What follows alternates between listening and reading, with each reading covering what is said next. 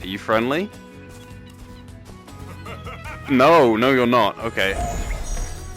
Need some R&R? No, not right now. No. Truth be told, I have no idea how to describe Zenith. The closest thing I can compare it to is what is in the title, which is Sword Art Online. A comparison that's probably been made hundreds of times since the launch of the game and the launch of it on PSVR2. And speaking of the launch of it on PSVR2, that was many months ago, and I did play through a bit of Zenith back then, but the problem was, I'm not really an MMO person. I never played any growing up, and I don't really play any now. MMORPGs require a lot of time and grinding that, frankly, I just don't have. But I thought Zenith, or Zenith if you're American, would be fun to hop into on PSVR2, and I was right. Okay. Okay, see, now that's cool. That's massive scale, I like that. But I can't say after, a fair bit of time playing around with it at launch and now that I understand it. What was that? A creature!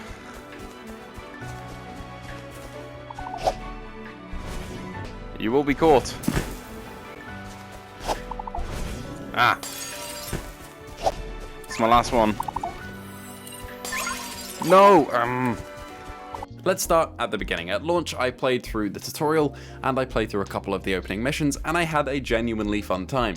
Fast forward to now, and the game's been left there for a couple of months while I've jumped onto other things. It's been sitting in my backlog, and I thought, it's pretty hot outside, I'm gonna jump into VR and see if I can play a game that's not really gonna strain me too much or make me too hot. This was the wrong choice. Zenith involves a lot of swinging swords, which I was not prepared for, and kind of forgot that that's the main gameplay loop from back when I played. But don't get me wrong, that gameplay loop is very fun, but quite tiring. To a location in Galia village. Oh my god! Oh no, I've awoken the horde. Okay, we gotta go. Friend? Okay, you're having an issue there, so I'm just gonna...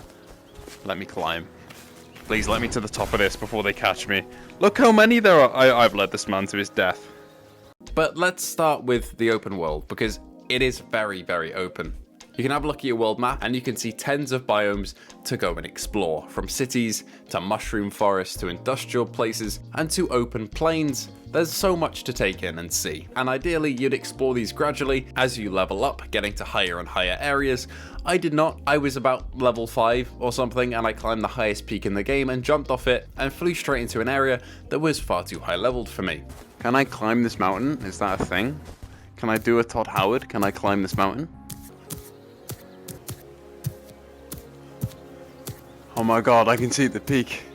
Please. Oh my god, I did it. I actually did it. That's so high. I want to go check out this place. Oh my god, okay, everything just loaded in. You're entering a high level zone. This did give me an opportunity to see how lovely the game looks in certain areas, but also was not a good idea whatsoever. Hello? Can you guess what Sporewood is known for? I don't think this is the right time, right. to be honest. Allergies. Hi? Vicious spore allergies. This is not the right time! Fortunately, I like this place. This place is cool. If only there wasn't a... No, there's another one there. I'm not high enough level for any of you.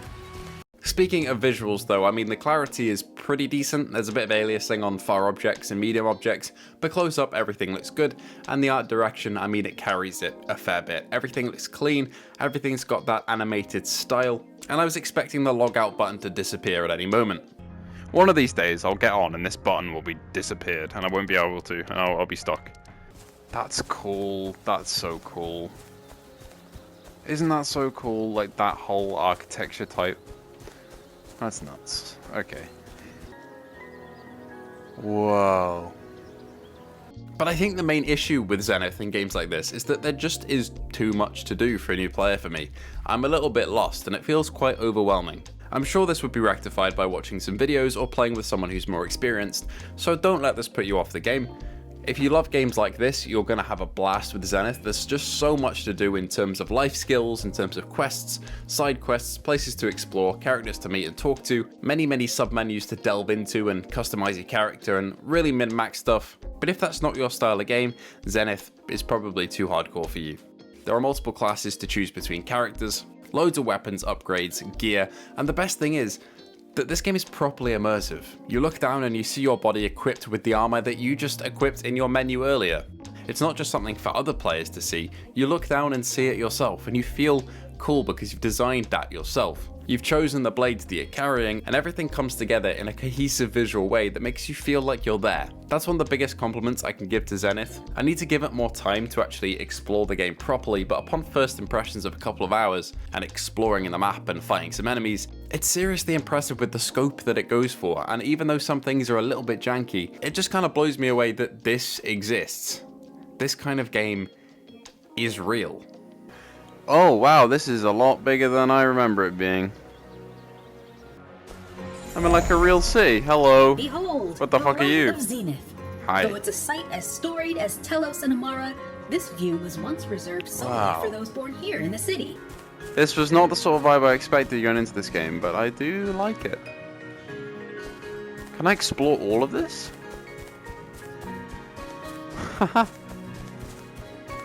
Oh my god, it's even down there.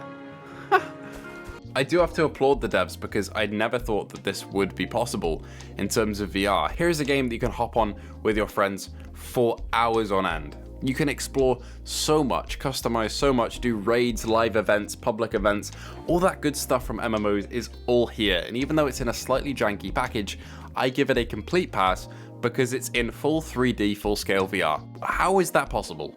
I have no idea. Anyway, enough of me gushing over this game. Of course there are drawbacks, of course it looks a little bit off sometimes in terms of far rendering, but I don't care. It doesn't bother me that some combat animations and systems are janky and the enemies kind of just run around everywhere in terms of combat, because it's really striving to do something that no other VR game is, striving to do.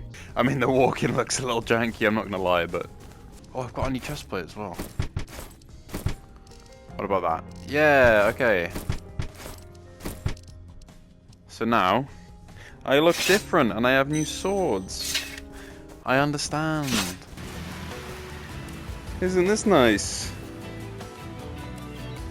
Just have a little sit down by the rocks. I could really see someone getting properly immersed into this game, with the full body that you can customize and see. The NPCs around. The locations. I do understand. Anyway, thank you all for watching. If you've played Zenith and want to give me any tips on how to actually play this game properly, please do leave it in the comments below. I'm just kind of wandering about like an idiot, like I usually do, and I'm not very good at this game as it turns out. So if you have experience, please do comment below. And if you enjoyed this video, feel free to like and subscribe, and I hope to see you in the next one.